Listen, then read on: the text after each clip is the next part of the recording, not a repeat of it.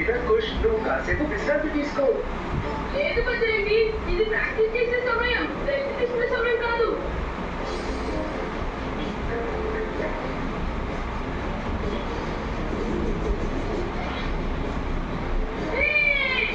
నువ్వు గమనించావు బజరంగి, నేను సూపర్ గా చేశాను.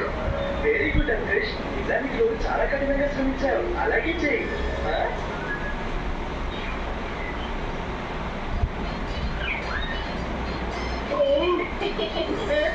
దళపతి, ఈ దొంగకి మనం ఎటువంటి శిక్ష వేయాలి? దొంగ కాదు, వాడిని నేరస్తుడు అనాలి. నువ్వు కూడా అలాగే బాస్ అని కాదు, మహారాజా అని పిలువు. పెద్ద తెలివైన వాళ్ళనుకుంటున్నారా మీరు? రండి, మళ్ళీ చేయండి. దళపతి, ఈ నేరస్తుడికి ఎటువంటి శిక్ష వేయాలి? మహారాజు, అలాగే చెప్తాను వినండి. వీడిని సింహాలు ఉండే చోటుకి తీసుకెళ్లి వదిలిపెడదాం.